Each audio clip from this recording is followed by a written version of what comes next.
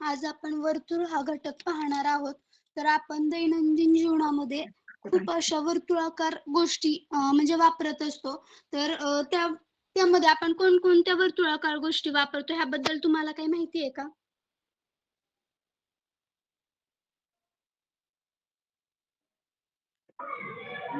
हातात बांगड्या घालतो आपण सर्कल. बरोबर. म्हणजे आपण वर्तुळाकार वस्तू वापरतात तर त्या कोणत्या? तर आपण ताट वापरतो किंवा नाणी वापरतो, घड्याळाची जी डाईल आहे ती किंवा कॉम्पॅक्ट डिस्क, बांगडी ह्या सगळ्या काय झाल्या वर्तुळाकार वस्तू. आणि तसेच आपण म्हणू शकतो नाही आपण बॉल पण वापरतो, तो पण वर्तुळाकार आहे. तर तो बॉल हा वर्तुळाकार नाहीये. बॉल हा काय आहे तर गोलाकार आहे. हॅलो मॅडम, घटक कितवीचा आहे? फर्स्ट पेज कुठे आहे स्लाइडचं?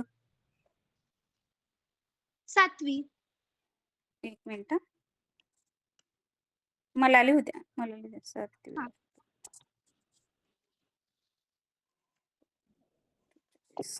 हा. करा सुरू.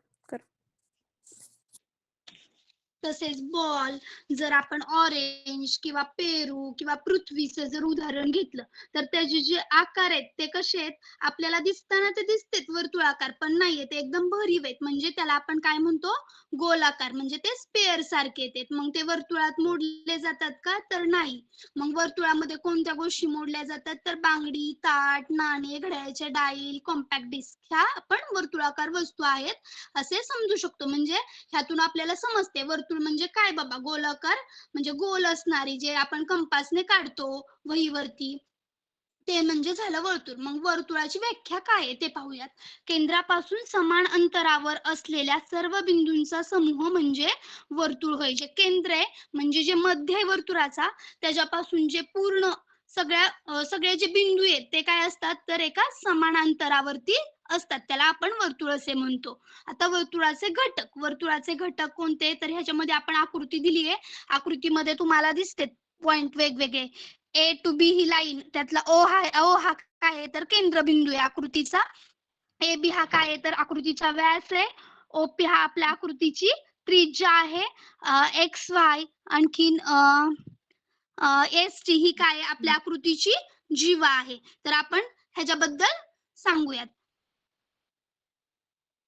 त्रिज्या, केंद्रातून एका बाजूला जाणारी रेषा, म्हणजे जो आपल्याला पॉइंट दिसतोय ओपी हा काय जातोय फक्त एकाच बाजूला जातोय, म्हणजे त्याला आपण काय म्हणणार आहोत त्रिज्या. आता व्यास म्हणजे काय तर केंद्रातून दोन्ही बाजूस जाणारी रेषा म्हणजे व्यास. आता आपल्याला बघा ए बी हा कुठून जातोय केंद्रातूनच जातोय पण दोन्ही बाजूला जातोय म्हणजेच त्याला आपण काय म्हणणार आहोत व्यास म्हणणार आहोत.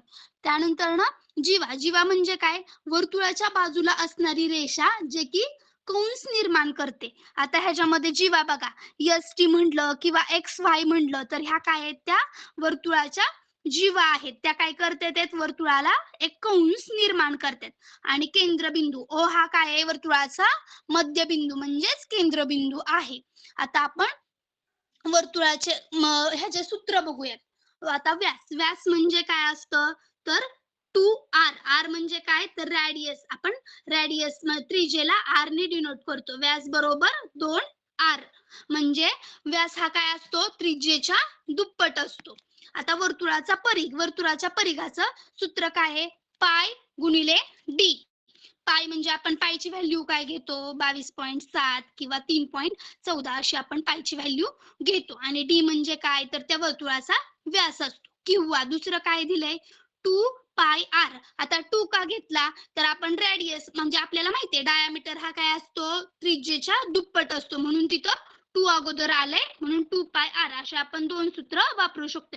म्हणजे जर ह्यांनी आपल्याला जर आपण एखादं उदाहरण जर सोडवायचं असेल तर त्याच्यामध्ये काय करावं लागतं जर आपल्याला व्यास दिला असेल तर आपल्याला सूत्र वापरावं लागतं पाय गुणिले डी.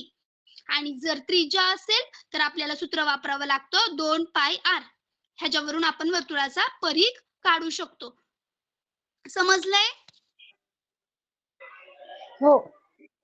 त्यानंतर ना वर्तुळ कंस. आता वर्तुळ कंसाचे 3 प्रकार पडतात. तर त्याच्यामध्ये कोणते तर लघु कंस, विशाल कंस आणि अर्धवर्तुळ कंस. आता लघु कंस म्हणजे काय आपण ते पाहूया.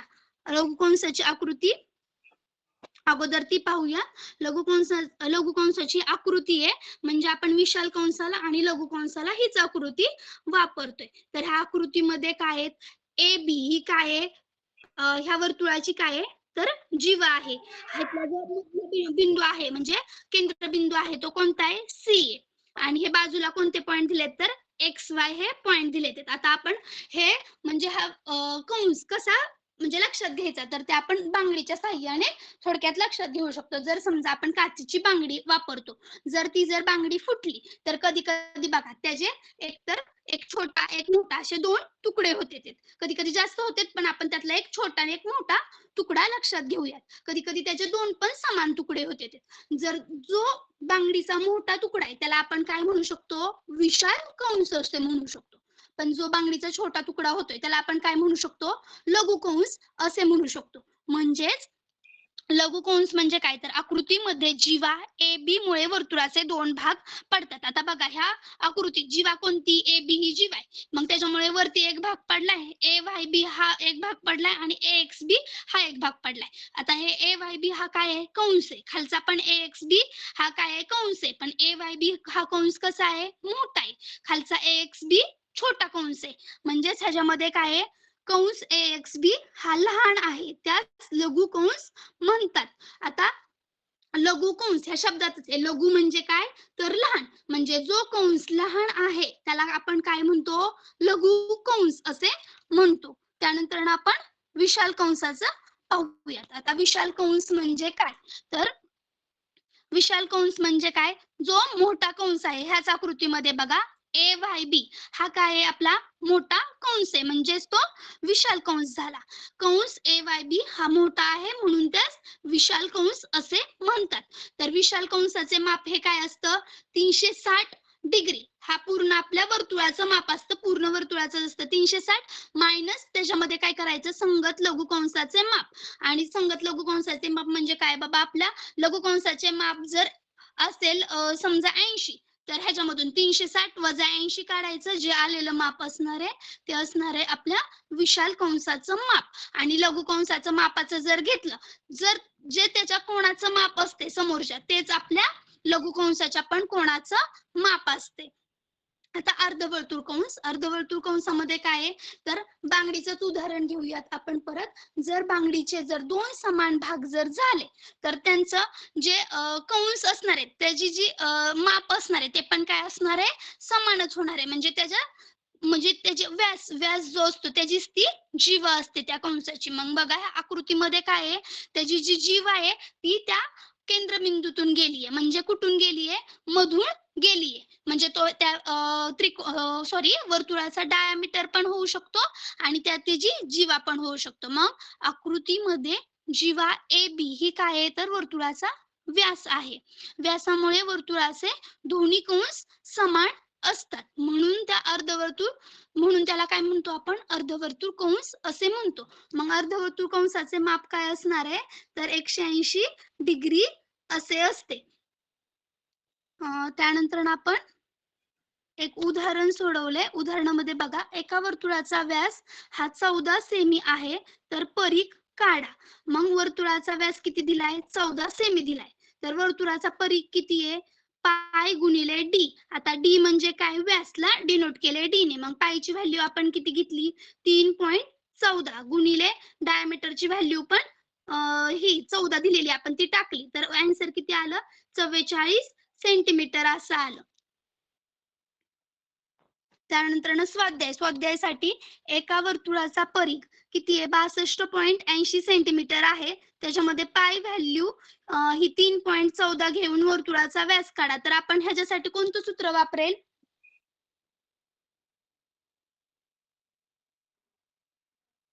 कोणतं सूत्र आपण वापरू शकतो, वर्तुळाचा परिघ इज इक्वल्स टू पाय गुणिले डी. बरोबर. आणि त्याच्यातून आपण वर्तुळाचा व्यास काढू शकतो. आणि व्यास हा त्रिज्येच्या किती असतो, दुप्पट. बरोबर. तर आज आपण अशा प्रकारे आपण आज काय काय पाहिले, तर वर्तुळ म्हणजे काय की आपण दैनंदिन जीवनामध्ये वर्तुळाचा वापर कशा प्रकारे करतो त्याचे काही आपण उदाहरणे पाहिली. वर्तुळाचे घटक पाहिले. वर्तुळामध्ये काय काय घटक येतात तर त्रिज्या, व्यास, परिघ किंवा त्याचे जीवा हे घटक आपण पाहिले. त्याचे सूत्र पाहिली. त्याचबरोबर त्याचे कंस पाहिले. वर्तुळाचे कंस कोणते कोणते तर लघु कंस, विशाल कंस आणि अर्धवर्तुळ कंस व त्याच्यावरचं आपण उदाहरणही पाहिले. झाले मॅडम. ओके.